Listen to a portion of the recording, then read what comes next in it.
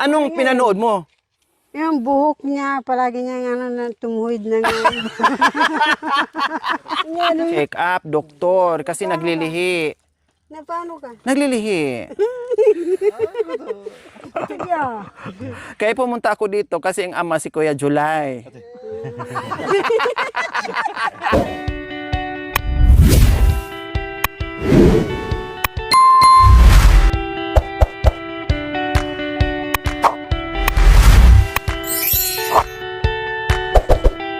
So, ayan po mga kabay, nakarating na kami dito kay Kuya July. And then, buti lang sumalubong sa atin at narinig yung boses kong napakalakas, abot hanggang Amerika po mga kabayan. At maya-maya, nagulat nga ako, sabi ko parahin mo yung umaakyat. Itanong natin si Kuya July, yung pala siya nag-drive ng Singit pinuntahan tayo. So, ngayon, dumiretso tayo dito kay Nanay Gemma.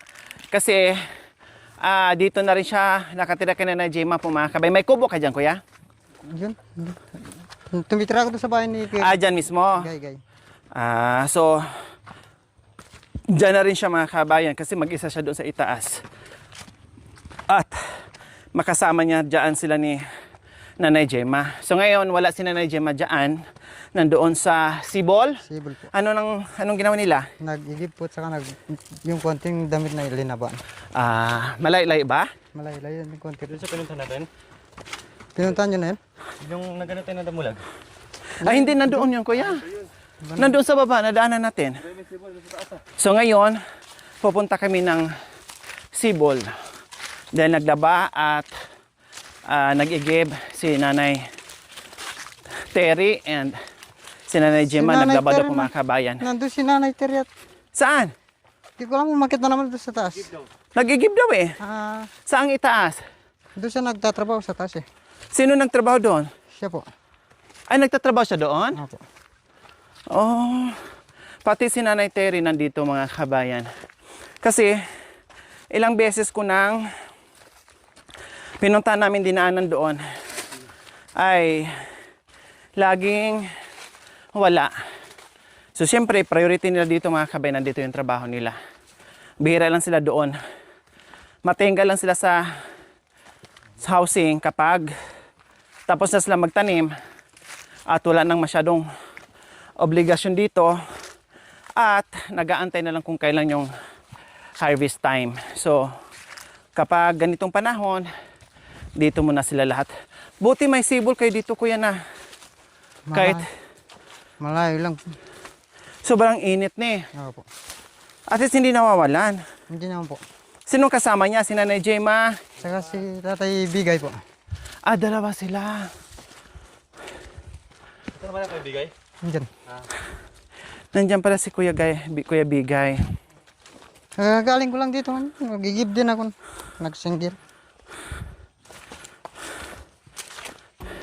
Nagsinggel? Opo, yung kanina po. Hiniram kanina. Nagdala kong 3 galon.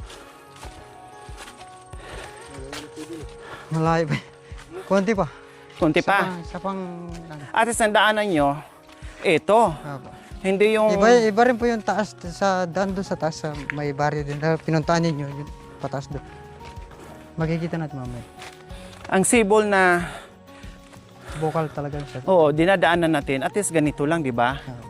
Hindi yung ganyan ang daanan mo. Madam. Ito malaki.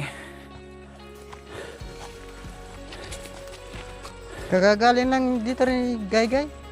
Dala ni Julie. Dahil nakasinggil up kanina. Pinahila ko siya. Yes, puntahan natin mamaya si Miss Julie, ha? Kasi nag-text siya sa akin. Sabi niya, kumusta ka? Ate Lori, puntahan mo naman ako at bisitahin. Nandun naman sa... Pasensya na, text lang kasi hindi ako makapagsalita. Pero marunong ako mag-text, magpindot-pindot. Dila ang gamit. Hindi naman po gaano na ano yung katawan niya. Hindi naman po mayat. So makikita natin mamaya. Makumusta natin si Damulag Miss Julie. Nakabuo na? Wala pa po. Hindi pa nagano. Hindi pa nakabuo? Hindi pa po. Mababa siguro ang mattress. Sasakyan mo na kaya. Hindi pa. Bago ko sakyan pag may pwede ng pag ano. Pagparasin. Oo. Para hindi mabansot. Hindi lalaki. Ilang buwan na ba si Julie? Ali 3 na po yan. Tatlong buwan? 3 taon na.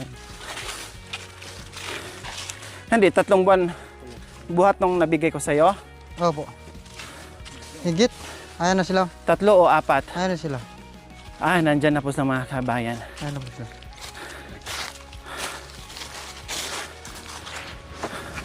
Magpatil.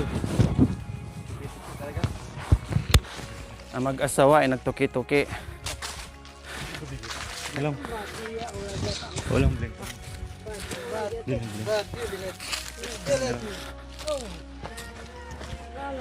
Kumusta, Nanay Gemma?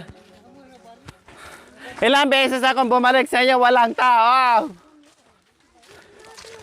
Nandito ka na pala nakatira, iniwan mo ako. Saan kayo galing? Ha? Dagat. Sa dagat? Gusto naming maligo, balik tayo. Tara, balik tayo, maligo kami. Hi, kuya. Maligo ka, mainit. Saan banda? Saan? Ay, nandyan din? Nag-iigib? Naliligo. Ah, naliligo. Naliligo. O, di ba po mga kabayan, kahit saan magpunta talagang magkakasama silang dalawa. Walang iwanan. Ganyan ang pagmamahalan nila. Kumusta na kayo? Walang kakopas-kopas. Eto, awa ng Diyos, nabuntis din ako. Kaya nandito ako kasi kapanganakan ko na at alam ko naman ikaw ang kumadrona. Kaya hilutin mo mamaya, ha? Oh, marami namang gamos. Maanak tayo ng di oras. O kayo ang kumusta? Bakit hindi na kayo nagawi ng baryo? Naglilinis na ako ng ng gabi. Tama, kasi lahat ngayon naglilinis na. Hinahanda na ang lahat kasi malapit na naman na kahit ulanin tayo ng konti, makapagtanim kayo. Oh. Kailan ang huli yung uwi ng baryo? Nung Sabado. Last Sabado. Nagbalita sa inyo na pumunta kami. Hindi. Wala. Walang nagbalita? Wala. Wala man lang nagsabi na, oh, pumunta dito si Ate Lori, ah. Hindi kasi sinabi. Hinanap kayo, ah. Ha? Ewan sinabi ng bayo. Kaya, pabulang pa yung labas. Ang kanta ba yung sinabi? Bayo pa yun. Malayo. Makit na pabulan nata kayo. Sabi ko, Noong nakaraang linggo na doon kami, hinanap namin kayo. Kung Sabado kayo, wala man lang palang nagsabi na pumunta kami doon sa inyo. Bakit hindi sinabi? Okay lang. Kasi alam ko naman, naintindihan ko na busy kayo. Sabi ko naman, pag kailangan nyo magtanim pumunta doon, no problem.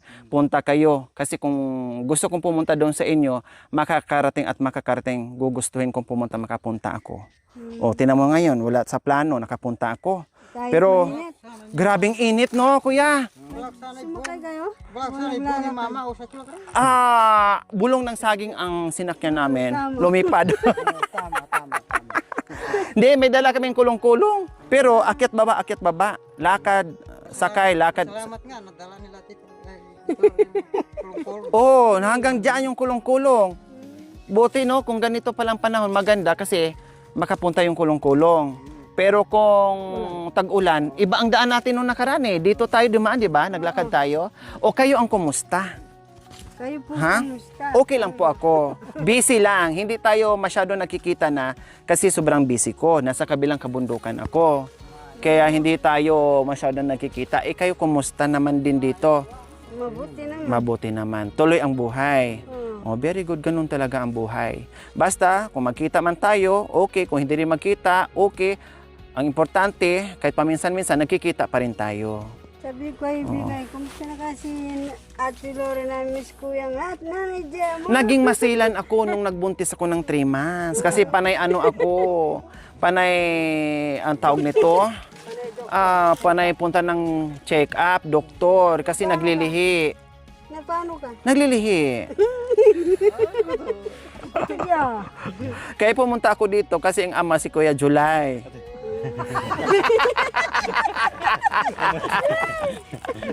Hinanap ko. Tinalikuran niya. Nandyan na si Nanay Terry naligo rin. Oh, hinanap ko si Kuya July kasi tinalikuran niya yung obligasyon niya sa akin. Oh, 'di ba? Hindi ko na nga pinagduti. Tapos nabuntis ako, tinalikuran pa niya. Oh, kaya sabi ni Me, hala, buti na lang kung sintidura ang asawa. Ah, buntis ka pa, sige, puntahan mo yung asawa natin. Tinuro ako nandito daw, kaya pinuntahan namin dito. Okay, sige, puntahan namin si Nanay Terry, babalik kami ha. Susunod kami, tamang-tama, magbihis muna kayo, magsampay ng mga damit nyo. Then makalabing-labing kasi bagong ligo. Oh, sige. So ayan po mga kabay, nasa lubong natin si Kuya Bigay and Nanay Jima, galing dito sa Sibol mga kabayan. So ngayon, nandito daw si Nanay Terry, naligo din daw at naglaba or naligo. Puntahan natin at para masilip na rin po natin yung Sibol nila dito. Sus ko, grabe mga kabay. Naligo daw sila dahil sobrang init daw po. No? Kahit saan ngayon pag nandito ka sa Pilipinas, unless lang doon sa mga kabundukan, no, medyo ibig ko sabihin doon sa mga maraming puno, kapunuan, ay may makaramdam ka ng lamig or sa ilog. Pero pag mga ganito mga kabe, may mga part na kahit nandito ka sa bundok mainit kasi kalbo na rin yung iba dahil sa sobrang init mga kabayan. So far so good yung pagkikita namin sa ilang buwan po mga kabayan. May good news, may nakakalungkot na balita, may magandang balita. Normal lang yung mga kabayan kasi nga ang buhay natin ay walang perpekto. Ganyan lang talaga, no? Ganyan lang. Merong good, merong bad. Ang importante hindi talaga super bad news ang mabalitaan natin. So tuloy-tuloy po kami ngayon papunta dun sa Sibol dahil marami nagtanong ni Nanay Terry kung kumusta na siya, ano na nangyayari, no? So hindi ko rin alam kasi nandito na sila naglalagi na narinig nyo naman na sabi ni Nanay Gemma kanina na dito na sila tumira. Bihira at bihira na sila doon. So ngayon mga kabayan, nandito na pababa si Nanay Terry. Si Miss Hindi na natin makikita yung ship. Terry. Ayan siya mga kabayan. May bakay-bakay, no? Basang-basa, may bakay-bakay na sako. At ano kaya yan? Makilala kaya tayo ni Nanay Terry? Kaya mo na ko. Hayaan nga natin dire-diretso lang kung makilala ba tayo. Kung hindi ba tayo nakakalimutan. Lakas mo dito pa rin. Ang hapon po. Saan po ba yung Sibol dito? Diyan, diretso. Diretso lang po. Maraming tubig po doon. Marami. Hindi niyo Magandang po inubos? hapon. Ay, diretso. Mayroon pong maiinom na tubig dyan. Meron. Kasi mayroon kasi kaming hinahanap dyan. Sino? Hindi namin nakalimutan ko yung pangalan niya eh. Pero puntahan na lang namin. Parang ano ba yun? Di ko Mali po kayo? maghahanap kami ng magiging boyfriend namin dyan sa sa Sibol. Anong pangalan nyo? Miss Ganda.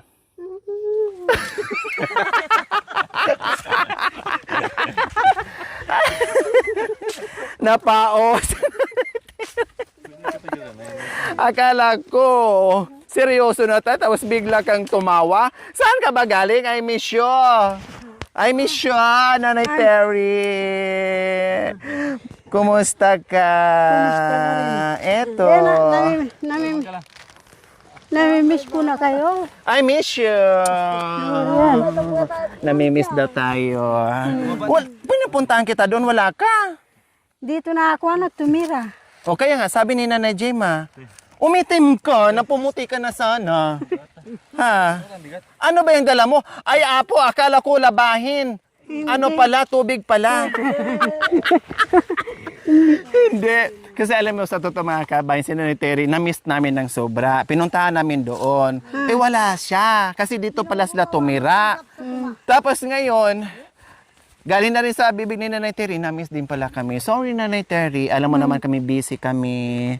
At alam mo naman busy kami sa kabundukan. At ang nangyari po kasi mga kabayan, kasi at that time mga kabayan, ewan ko ba, iniiwan namin sa bahay. Ang gusto pala niya, sabi ng kasama namin, ang gusto ni Nanay Terry, yung tuki-tuki. Kung saan kami nandoon din siya. Ibig sabihin, pag pumunta kami ng bundok, ay sasama din siya. Siyempre naawa ako kasi matanda na. Siyempre napagod din siya mga kabayan kung saan-saan. 'Di ba? Kaya minsan isama namin, parang si Mami D ba? 'Di ba? Mami D, minsan iniiwan namin kayo pag alam ko na naramdaman namin na pagod ka. O ganun din ang ginawa namin ni Nanay Terry. Hindi namin siya araw-araw sinasama kasi alam ko napapagod din siya. Tapos nung time na yon, siguro maingay ang mga kasambahay, naboboryo si Nanay Terry, pero nagsabi na siya doon, ay, akala ko, isama ako papuntang bundok, hindi pala. Kasi naligo daw, tapos nagbihis, tapos hindi siya sinama. Tapos pinakain siya ng pinakain. Kasi bilin ko kasi sa kanila, kahit kay Mami D. O si Mami D ha, pagkain ni Mami D ha, merienda, kape. Mag-iwan kasi ako ng, magsasabi ako nila ni Cha na ang pagkain nila hindi mapabayaan. Then si Nanay Terry, ganun din. O ang pagkain ni Nanay Terry ha, o ang merienda ni Nanay Terry ha, pag maiwan sa bahay ha. O, kaya minsan, niyayaya nila ni Charlene o kung sino may nakasama sa bahay, puro daw busog ito. Mamaya na lang, busog pa. Sige lang busog, ayaw kumain. No, yun pala, nagtampo siguro daw na hindi namin sinama kasi pag uwi namin, pagdating ko, nakagayon lang siya doon. Nanay Terry! Nanay Terry! Sabi ko, ano nangyari ito kanina? Hindi na ako pinapansin. Tapos, pumunta sa TV, humiga. Nanay Terry! Tapos tabihan ko gano'n. Nanay Terry! Uy, igagano tala yung ulo. Sabi ko, ay, ano nangyari sa'yo? Sabi niya, wala. Kumain ka na ba? Busog ako. Kumain ka na. O tinanong ko si Charlene, siya kumain. Naku, kanina pa yun ayayamin. Sinando ka na namin ayaw kumain. Bakit ano nangyari na Nanay Terry? Bakit di kumain? Ewan. Siguro nagtampo kasi naligo daw kaninang maaga, nagbihis. Ang akala niya sasama daw siya. Di ba sabi ko, iwanan muna siya kasi pagod siya. Ayaw kong araw-arawin siya sakay kasi napapagod din si Nanay Terry. Para makarelax lang siya sa bahay, kakain, manood ng TV. Aba, sabi niya, uwi na ako. Tumayo, nanood siya ng TV. Tapos tumayo, sabi niya, uwi na ako. Tapos pag yung gano'n siya doon, tumayo siya. Nanay Terry, ano ba nangyari sa'yo? Halika nga dito. Sus ko kung ano-ano lang. Kundi kumuha ko ng chinilas para ma-interrupt ko mga kabeng kasi nagsige na lang siya salita. Kumuha ko ng chinilas, hindi sapatos na Nanay Terry. Chinilas, kumuha ko ng chinilas. Yung chinilas ko pang bahay. Kasi pagod na ako mga kabeng. Hindi na ako makatayo. Nung sa sobrang pagod, ang sakit na ng bintik ko. No? Akala ko, saluin niya yung tsinelas. Hindi naman talaga asing batuhin talaga siya. Kasi ang bato ganyan. Siyempre yung pag ganun ba, yung parang hagis ng bula. Akala ko saluin niya. No, hindi niya sinalo mga kabayan. No? Para lang sana ma-interrupt ko siya. Kasi nagsalita si Nanay Terry, alam nyo na. No, nagsalita si Nanay Terry, alam nyo na. Kaya ayun, sabi ko, sige, doon ka muna sa kabila kasi ayaw mo namang kumain, doon ka muna. Sinundan ko pa rin doon sa kabila.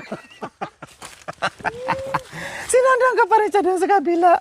Tapos umiga na siya. Nanay Terry, saan ka? Matulog na ako. Sabi ko, matulog ka na hindi ka pa kumain? Kumain ka muna . Kanina pa daw nagsabi sa iyo ang mga naiwan dito na pakainin ka pero hindi ka pa kumain. Hindi kasi uso sa bahay mga kabay na kumakain kami tapos sila hindi kumakain. Lagi kong binibili niyan. Alam ni Mami Dian. Ganun kay Nanay Terry. Kung sino yung bisita sa bahay, kailangan mag-breakfast ka, kumain ka, mananghalian ka, magkape ka, magmerienda ka, maghapunan ka. Yun ang roles. Diba? Ganon ang namin. Ganon pa man, Nanay Terry, si Mami D. Mami D, si Nanay Terry. Siya nga palagi kong nakikita sa Ay, nakita mo siya? Talaga? Sa TV. Yung asawa mo. Wow! Oo. Teka ka rin? Anong pinanood mo? Yung buhok niya, palagi niya tumuhid na nga. Napansin mo pala, Nanay Tere? Ngayon natanggal na, o biro mo, pinanood ka ni Nanay Tere na yung ano mo daw, yung buhok mo na tumuwid na. Talaga? Pero wala na ngayon, Nanay Tere, o, tinan niyo po. Ayan, o.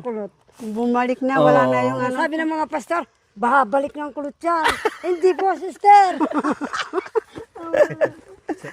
Uy, napapanood pala ni Nanay Tere. Sabi niya, oo. Nasin inumurong bay baman eh. Oh. Ang galing. Wala ka sa amin. Wapin. Pinanood pala ni Nanay Tere. So, pariban. O gusto mo rin magpariban yung tumuwid ng buhok niya? Ba talagang maganda yan? Oo. Gusto mo rin ganon? Ayaw kong ayaw. Sa iPad na lang. Oo, umano, hindi. Mataba si nanay nung nakaraan, pumayat ng konti. Kasi siyempre nandito, nagtatanim kasi. Oo, nagtatanim, di maiwasan. Ganon talaga. O, kumusta ka naman? Nandun pa ata sila, Bento, te. Oo, nandoon. Kaya nga umiiyak siya. Oh. Sabi ko, umiiyak ako kanina. Sabi ko, paano ka ako hindi na pumupunta dito? Gusto mo mamasyal doon? Puntahan kanila? Puntahan natin sana sila doon. Oo, sige, sa pasyal dagat. tayo. Na-miss kaya kita.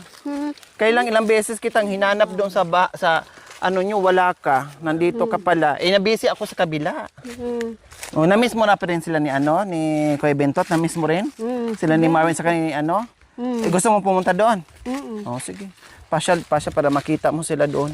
Matamis ko lang. Hindi kita dinisturbo. Hindi kita dinisturbo kasi alam ko na busy kayo dito sa pagtatanim. Alam ko na sumasama ka at nakikipagtrabaho ka dito. Alam ko yun.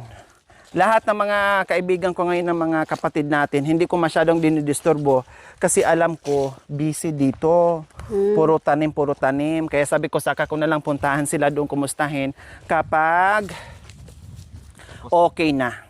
Pagtapos na sila sa pananim nila tulad dati. Eh kayo, busy kayo ngayon eh. Hi po, Tay. Makikidaan po. Saan? Ito? Nandyan ang sa akin, makikita mo. Saan? Patingin nga sa mga nililinis mo. Nililinis Sa ko. pinagkakabisihan mo. Anong Tapos, pananim mo dyan? Wala pa?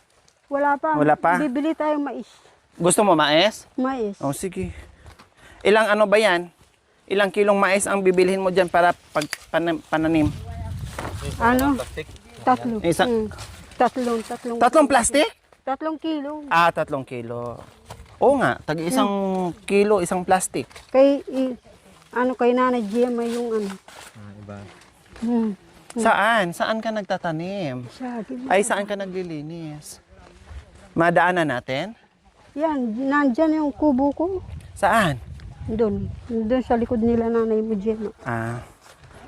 O di ba mga kabayan, may tataniman na si Nanay Terry at mais daw ang gusto niya. Bakit mais ang gusto mo, Nanay Terry? Kasi, ano yan, kapag dumami, pwede mong ibentang isang sako. Tama.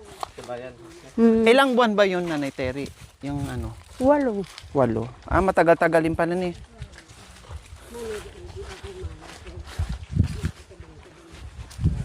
Matagal-tagal din pala ang ano. Kailan ka ba magtanim? Kasi mainit pa ngayon. Mainit pa nga. Oh, kailan ka magtanim? Sa Para ano? makabili tayo ng mais. November pa. Abdel, layo pa pala. Hindi pwede tayo May! magtanim ngayon. May! Ito. February ngayon eh. Pagkatapos ng Marso, ay pagkatapos ng Abril, hindi na mainit. Oo, ulan na yung kuya eh, no? Pag mga May, no? Oh, mais. Kailangan din ng spray yan. Mahal ang mais sa bayan. Magkano isang piraso? Kala ko mga Amerikano. Grabe ka naman. Mamimigay ng pera. Grabe ka. Ay, Amerikano, pumunta sa bundok tapos magtambog ng pera. Sa Tagandi. Kaya pala kanina medyo nagdahan-dahan ka. Baka mamaya meron ng hinagis na pera, ganon. Akala ko Amerikano na. Na manghagis ng... Sana magbigay ng pera. Ay, Diyos ko na Tere. Akala pala nito, Amerikano tayo na naglalakad. Kaya pala tinititigan tayo, malayo pa lang. Yung pala, akala niya Amerikano at Amerikana na naglalakad. Ay, Diyos ko.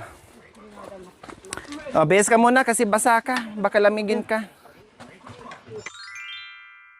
Thank you for watching. Don't forget to like, share, and subscribe.